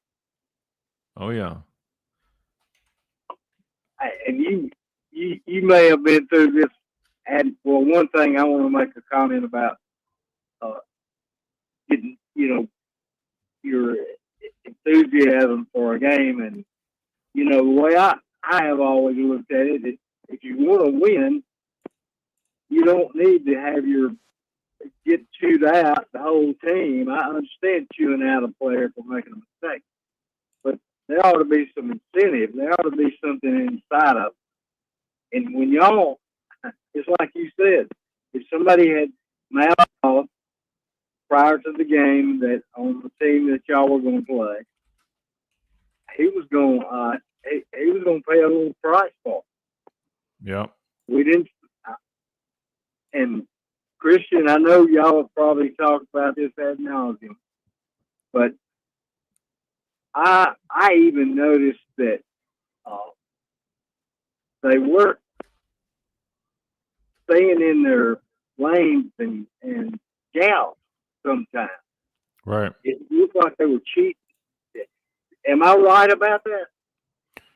So it depends on, going through the whole game, yeah, there were some times it seems like guys were kind of out of position. That was something I felt like I saw a good deal last season, right? Guys just not really being confident about where their run fits are being hesitant with them, late to them, sometimes almost hopping out of position. I talked about that one clip that I highlighted yesterday. Now, to be fair, you had a tight end go across a formation. Typically, guys are taught, to read the guys in the backfield or pulling guards is when you're playing linebacker. So more than likely, he initially probably was reading that. But my thing is, who's replacing that B gap? You know what I mean? Like there's just the run fits just seem a little janky at times. So I do agree with you. Yes, there were moments that I just felt like our fits weren't great. Or even the clip I highlighted on Twitter. When there was no edge, LT, he's a C-gap player, so I understand it. Technically, he is a C-gap player, but when you see all that momentum going there, right, as a football player, you have to know I might be a C-gap player, but I can't just backdoor and just run up into the C-gap. I'm putting myself out of position, right? Naturally, you might think, oh, well, I did my job. I hit the C-gap, but the ball is getting kicked outside. The way you play that, even if you are a C-gap player, you press that guy. You strike him, you physically attack him, and you press him. That way, you still can fall off back in the C-gap if the ball does cut back. You don't want to be too vulnerable there. But that way, you allow the ball to get, you know what I mean? It's almost like flaring the runner and then having to stretch him a little bit more, giving your guys more time to come and, and hunt the football, right? That's why everybody has to be running to the football. You can't be jogging because other guys have to force things to the teeth of the defense. And I'm not just seeing a bunch of guys in sync and doing what they need to do collectively. And that's probably the biggest problem, honestly, from a schematic standpoint. Christian, that is correctable, isn't it? Would you say our linebackers have pretty good speed and athletic ability? I just got to think they do. I think Justin Jefferson does. I'll be honest with you. Deontay Lawson doesn't look 100% healthy to me. I don't think he looks very fast right now. And Nikhai Hill Green, I'll be honest with you. I think he's more of a physical downhill type of guy. I think he can run, but I'll be honest with you. The only one that I would really say is like a fast player right now would be Justin Jefferson. So one of the three. Okay. Well, if, on the scale of 1 to 10, what would you grade the defense on? In the Saturday? first game, Right. Yeah. a D. I mean, I'll give him a D. I mean, there's maybe a couple things that made it a little, but I mean, like if you're talking about everything, the whole picture, I mean, I don't think I could go any higher than a D, and that might be being a little generous if I'm being completely honest with you. Well, Christian, and you know, you've been there and done that. A lot of the things I think I heard you say earlier, or maybe Saturday night, some of them can be corrected. And coach, I mean, in this next game, I don't see much really challenge. I hope, but maybe it'll some of the corrections will show up. Yeah, we'll see. Like we've been saying, Ram, though, there's only so much. I mean, like you're not going to be able to tell much from this next game. You're playing Louisiana Monroe. I mean, the only thing I'm really most worried about or really want to see in this next game is are they playing with more effort? Are they playing with more physicality? Is there more life on the sideline? Do they go out there and play like they want it? Right. That's what I'm looking at. I mean, the score could be 63-0, and I'm still probably not going to be moved where, you know what I mean, until we really play somebody that's a worthy opponent, and I see how we show up then. You know what I mean? Like, all you can get from this next game is, all right, man, maybe will they at least play with more effort and physicality, which even from that standpoint, it's easy to play physical when you're playing an inferior opponent. So I still don't even know how much I can really pull from it. So Wisconsin will be a little bit better, and I think Georgia definitely is, you know, when you'll really have an idea, like, who is this team when we face Georgia? And then you'll have a better idea kind of where we're at. But Ram, we're gonna keep moving because we got a lot of calls to get to. But I appreciate you calling, man. It's always good to hear from you. Yeah. Okay. All right, Christian. Don't let those dogs out. Well, no, I'm hitting the calls, brother. We got to keep on rolling. We appreciate you, man. Good deal. All right, let's keep rolling. We got a new caller up next. We've got Marcus from St. Pete, Florida. Marcus, welcome in. Hey, what's going on, Christian? How you doing, man? Man, I can't complain, brother. What's going on? Not much. First, I'd like to say it's really cool to talk to you because I remember watching you play at Alabama. I've been a Bama fan since I was about 10 years old, and that's when Alabama won their championship in 1992. So I've been watching a lot of Alabama football for a long time. Oh, so nice, thanks for taking the call. Oh, of course, man. Appreciate you calling in, man. Absolutely. So the first thing I have to say, and this is my opinion, but I like talking X's and O's, but this is my opinion here. I don't think Ryan Williams should be in the slot. I don't think he's big enough. I don't think he's physical enough. I feel like I understand the offensive philosophy behind it, that it's going to create a mismatch, but I don't think Ryan Williams should be in there. I think you should put Isaiah Horton into the slot. You'll still generate a mismatch because the hope is that he's going to get pasted to a linebacker, right? So you still put a bigger guy on those linebackers. Isaiah Horton is still faster. I think he's kind of a possession receiver. I would put him into the slot, and I would use that to my advantage, especially when we get in the red zone, which is a completely different thing. But I don't know, man. I think Ryan Williams being in the slot is not good. I think you should put Ryan Williams back on the outside, let him use his afterburners, let him use his speed. What do you think? I'll be honest with you. I mean, traditionally, slot receivers are actually smaller and quicker guys, if we're being completely honest with you. So, I mean, I think from a skill set standpoint, I think he can do it.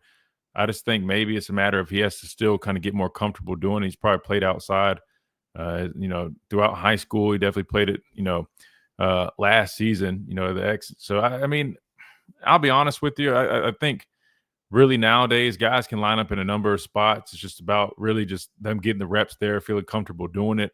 So I'll say from like a skill set standpoint, Marcus, I don't think it's really a problem. He just didn't really look really comfortable there. I mean, and if anything, you talked about those matchups in the slot, right? There could be times he's mismatched on a linebacker or something like that. To me, I'm like, that's what you want out of an offensive coordinator.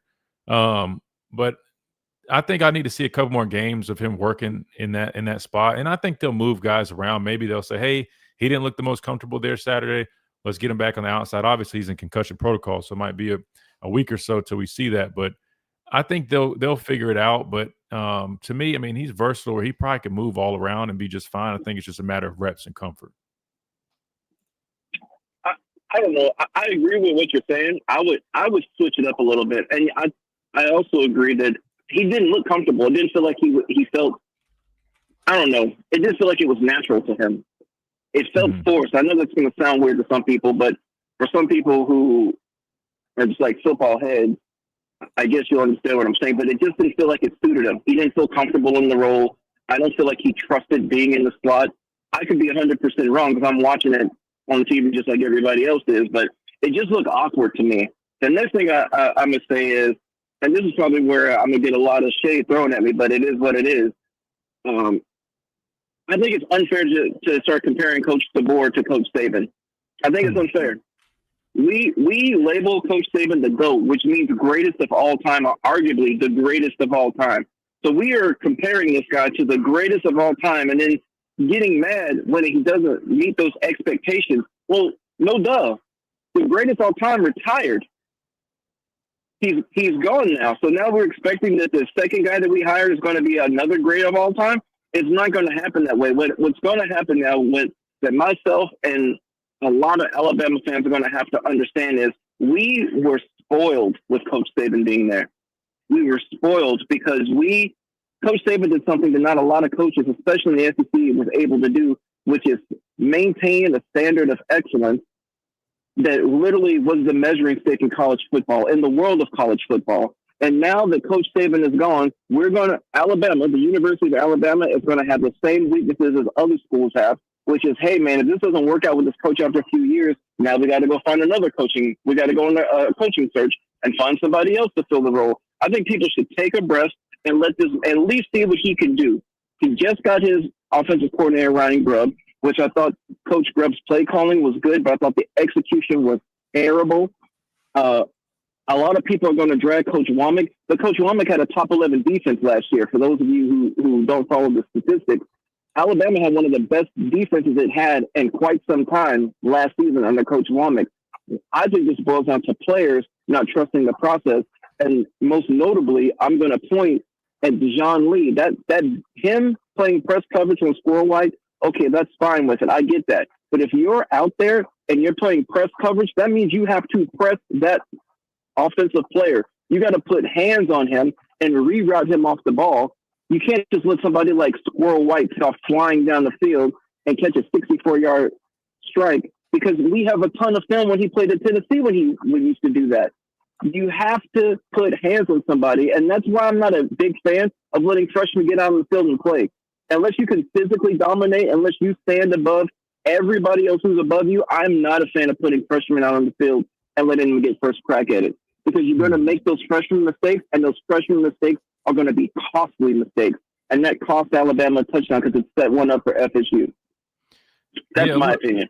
Yeah, no, and I think you said a lot of good stuff and a lot of interesting things. I'll respond real quick, man. So I'll say this in terms of play calling.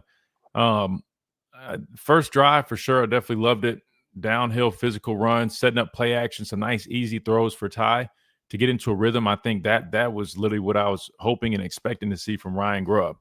I think outside of that, it just seems like this staff, Ryan Grubb included, I think when they start feeling, they're playing from behind, or not feeling when they are playing from behind, they naturally start, getting eager and saying, oh, we got to throw the ball.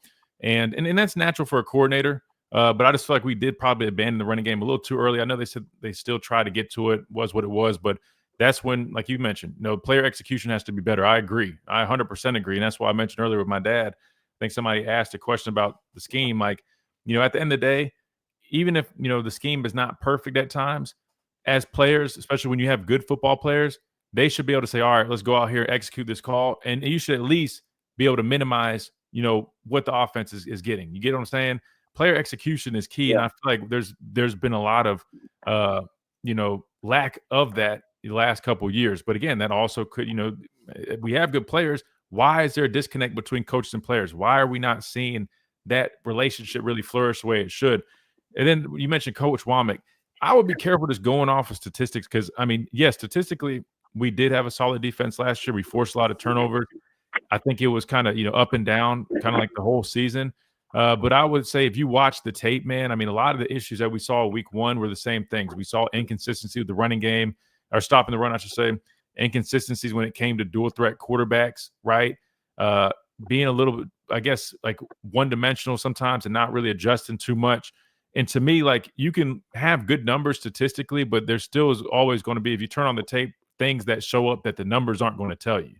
And to me, when I watch the tape, there's just some things that I just feel like need to be cleaned up, and we haven't seen that at least through week one of this season. Hopefully they start doing that. But I'm with you. I think it's too early to say, call for jobs. You know what I mean? I think there's a long season ahead. We'll see kind of how things kind of go from here. And I think there are a number of things in Coach Womack's system that are good, that work well, but there are some other things that I'm not too sure about that I think could be improved upon, which I'm sure they're actively working to do that. But we'll see. And then the last thing you talked about, the comparison to Coach Saban. I definitely think it's unfair to compare him to Coach Saban, but that's naturally going to happen. He's following the GOAT, right? People have expectations. Yeah. That's what they've seen out of Alabama the last 2 decades. But I agree with you. Like, and I tell people all the time, like, the reality is you're not going to see, like, I played in 4 straight national championships. I don't know if you see a team have the luxury of doing that ever again or in a long time. It's just a different age that we're in. And I think the biggest thing is just knowing that, I mean, Coach DeBoer is, he's a totally different person, right? But I think the frustration comes in, Marcus, that people look at it, it's like, when Coach Saban got here, he didn't have the guys. He didn't really have the Jimmies and Joes. I mean, he went out and recruited and got the guy Julio and some of those early recruits that really helped lay the foundation. But when Coach DeBoer got here, and I know a lot of guys left, but he still was left with a lot as well. And I think the frustration comes when you look at it and they're like, hey, man, like, you were left with some really good players. You lost some, but you still had some good ones. You also went and recruited a really good recruiting class. I know they're all really young, but still, it's not that you don't have the Jimmies and Joes. It's something else. And if you look at the more glaring issue, it's really, I mean, it's lack of physicality, lack of effort, and it looks like there's almost like a cultural issue, right? Like, there's a disconnect. To me, it just feels like there's a disconnect. The players aren't going out there feeling like they have a lot to, you know what I mean? Like, to me, like, we knew we couldn't, if we loafed on tape, like, all right, you're good, man. You got somebody else coming in. You are not going to be with the ones next week. Like, but it's like right now, I feel like these guys don't have that same level of respect. I'm just being completely honest with you. And I don't know what they need to do to fix that. I don't know if you can all of a sudden just snap your fingers and get that, but that needs to be cleaned up, man. I think we lost some of our best Jimmies and Joes, if I'm being honest with you, Christian. Justin Okoronkwo looked incredible for South Carolina. He looked incredible for South Carolina. Yeah, but he was a third team guy. Looked incredible for FSU. Yeah, he but looked incredible at FSU. But all those guys were second and third teamers, and for being honest, there's only a slim number of guys that really transferred out that are really flourished. I mean, like those two you mentioned, Caleb Downs, we knew that, but some of these other guys, I mean, you look at that Jaheim Otis at Colorado. I mean, the tackle from last year, he transferred, and I think he's like third team tackle. I mean, like a lot of guys that left, were what they were here. They just ended up being backups. But I'm with you. You did lose players. Don't get me wrong, but still, to look at the roster that we have, I mean, last time I checked, I mean, you Marcus, you brought up the analytics and stuff. I mean, PFF had us as a number 1 defensive line, number 2 secondary, all these numbers, number 5 or 6 linebacker group. Obviously, people think we have talent. Why aren't we able to get those guys to play at the level that they need to play at? That, to me, is the biggest problem. That is a huge problem. I was watching film, and guys were getting caught in the wash. Like, guys who were supposed to be on the outside getting contained, they were taking terrible angles. They got caught up in the trash. They weren't able to make plays. I don't understand. When I saw that breakdown of Bray Hubbard just jogging on the field, I wanted to like scream to high heavens, because I've never in my whole 40 plus years of living and watching almost 20 years of Coach Saban coaching at the University of Alabama ever saw players jog like that and get such a piss poor effort on the field. And I watched that and I was like, what the hell is happening right now? Like, yeah, that's why we feel like there's just a lack of effort. The way FSU played us is the way I thought we were going to play them. I thought we were coming out. I thought Bama was coming out with a more physically dominant team, So much trash has been talked. So much hype has been surrounding this game. And then Alabama goes up there and gets steamrolled. So it makes me go to my last train of thought, and I'm going to get off this call, which is, it makes me wonder if FSU is for real this year, or was this FSU Super Bowl and they poured everything they had into one game, and then they're going to go on and stink it up and have a 7-5 or 8-4 season. I don't know, because that's to be determined, because we don't know what's going to happen in the future. But Alabama, one, has to bounce back. They have to bounce back. I don't care about ULM. I don't give a dang about Wisconsin. I care about how do you play in SEC play. We need to see how you play in the SEC, because there is a different level of physicality down here. And I have seen it in person. I didn't play it, but I saw it in person every time I went to the stadium and watched in Bryant-Denny, and I see it on the television. And then when you turn on any of these games from different conferences, it doesn't seem like the level of physicality is the same. I would say the Big Ten is definitely creeping up and raising its standard. Ohio State's defense is good, with Matt Patricia as the play caller. But aside from that, aside from the big schools in the Big Ten, you see a different level of physicality, and the battle is won in the trenches. Losing Tim Keenan and losing Jaden Roberts, not having those guys in your offensive and defensive line, that means something, because those are dogs that were supposed to be out there playing, and now they're not. And now we got our butts whipped in the trenches, and FSU literally did whatever they wanted to do. We knew Gus Malzahn was going to run trick plays, and it seemed like guys still didn't have discipline with their eyes. We knew that they like to do a lot of motion, and it still looked like the motion caught these guys up. So I don't know if maybe it was first game jitters, and they just because they repped it in practice meant that it didn't translate well to the field for game day. But something has to give, man. Something has definitely got to give. I know you say you don't like coaching, but your calling might be around the corner. I'm just saying, man. Hey, I'm just saying, it might be around the corner, man. If you want me up there to be a voluntary hands-on, look, man, I'm all for that, but I can't sign up for 6:30 to 9 p.m., bro. Maybe one day we'll see, man. Maybe one day we'll see. Hey, Marcus, I appreciate you, man. Appreciate you calling in. Feel free to do it anytime, brother.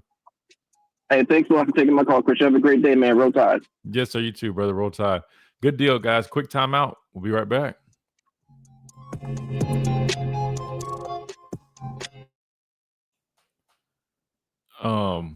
So the players did speak to the media today.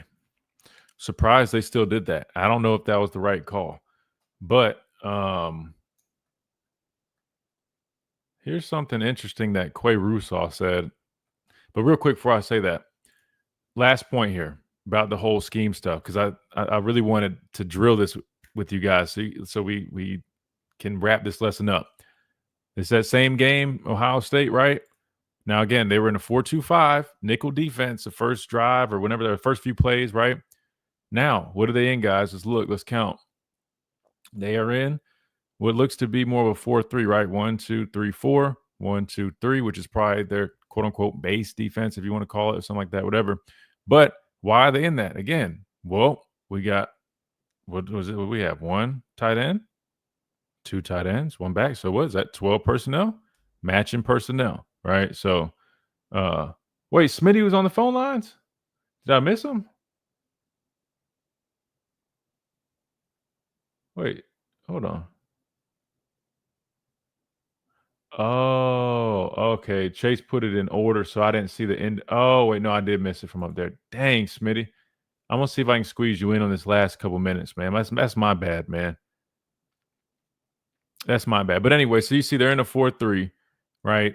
And it's because you got 12 personnel, right? You got tray formation, the nub tight end on the back. Doesn't matter. The biggest thing is they're in 12 personnel. So the lesson here, guys, is don't bite the cheese when everybody says, oh, it's all because of a 4-2-5. We've already disproved that. We saw Alabama line up in the 3-4. They did it numerous times, not even just this game, but even last year, right? I told you why. They're matching personnel, right? We also saw them in their 4-2-5, 3-3-5 looks. Why? Because they're matching personnel, Florida State, and 11 personnel looks. That's why. It's not that's not the issue. Now, if you want to dive into specifics, because there are, when you say personnel, right? You got personnel groupings, which is what we're talking about, right? Nickel, right? 4-2-5, all that stuff. Then you also have the word personnel in the context of like the type of players. If you guys want to say that, meaning like, oh, I feel like we're too light up front, right? Or, oh, our backers are too small. So, and if you're talking about personnel in that context, that's another conversation. But in terms of people just floating around and just regurgitating what they see online, oh, it's a 4.25 fault. Nick Saban had a base 3.4. Let's go back to that. We've just proved that today, and now you guys know why. If Coach Saban was coaching, which, again, if you go back and watch the last couple of years, I showed you guys this clip earlier of us playing Tennessee, right? We hardly ran a 3-4 defense anymore. And I would know that because I was the starting Sam linebacker when I was here, which literally is the 3-4 backer. The only difference between 3-4 and 4-3 and nickel and all this is I come off the field, the Sam backer, and they replace me with the nickel corner. So, like, a lot of the defense and stuff you're still running is the same. It's just a change of personnel. Who would have guessed that, guys? It's literally that. Like, I'm telling you guys, it's not difficult when you really understand it. And that's why I'm just trying to do my best to really break it down in that sense so you guys can say, okay, all right, that makes sense. Again, all educational. This is not me trying to be a smart ass or like, oh, no. I promise my goal is just trying to really educate on the game of football. Because there's just not enough of it. You just have too many people that have platforms or write stuff or tweet, podcasts, and they're just saying things. And I just come across, I don't even listen to half of it. And I just come across and I'm just like, no, it's not right. That's not right. So that's all that is, guys. All right. Damn, Smitty. So we're not going to have time. I'm not going to lie to you. We're not going to have time. That's on me. Call in tomorrow, bro. I'll get you right on, like ASAP, as soon as you call in tomorrow, bro. I promise. That's on me. I completely missed that, man. That's on me, bro.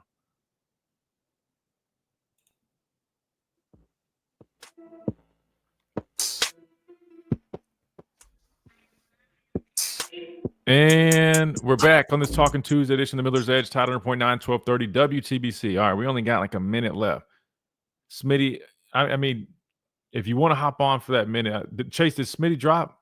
He probably dropped because I just told him we're only going to have like a minute. We don't even have a minute. We got like 30 seconds. So, Smitty, dial us up tomorrow. And I promise. All right, no problem. Yeah, I was about to say because we got like 30 seconds. I promise I'll get you right on. That's on me. I owe hey, Chris. Some. Yes, sir. I'll say this real quick. Go someone posted on X, the toughest people on the team are the Washington guys. So it ain't the West Coast. That's all I got to say. A lot of those soft guys are pretty much yeah. Have a good one. You too, brother. Hey, you know what's crazy? I mean, to be fair, the Washington guys were two of the bright spots from Saturday, man. So maybe it's not the fish tacos. I don't know. That being said, man, we got to get out of here. We're going to do it all again tomorrow. So make sure you guys are here again, 11 to 1 right here, Central Time, YouTube, Tide 100.9, our Facebook page, Tide 100.9 as well. We'll do more breakdowns. Plus, we'll take a little bit more of a look at ULM, right? I know some people are a little curious about that. I'll bring a little bit of a breakdown. I know you guys probably don't care nearly as much, but hey, it's still it's a teaching opportunity, so we'll do that. And don't forget about our friends over at R&R Cigars. rnrcigars.com, code Miller's Edge, get you 20% off. Plus, if you're looking for a place to watch the game this week and hang out, get a nice cigar, best humidor in the Southeast, over 160 bourbons. Check them out, 2703 Gary Fitz Street here in Tuscaloosa. You can't beat the atmosphere, what they've got. Plus, shout out to one of our new sponsors. Again, people love the show, man. They want to join the team. So shout out to our friends, our new sponsors over here with Asphalt Restoration. Again, got cracks, potholes, dragging down your property's appeal. Asphalt Restoration, where they transform driveways, parking lots with expert repairs, new paving or resurfacing, fast, durable, and family-owned quality that you can trust. Don't let those small issues turn into big expenses. Call them today, 205-393-9149. Again, that's Asphalt Restorations. For your free estimate today, 205-393-9149. Asphalt Restorations, where smooth roads start. So make sure you guys check them out for all your asphalt and pavement needs. All right, good deal. It's been a good one. We'll see you guys tomorrow right here, Tide 100.9, 1230 WTBC.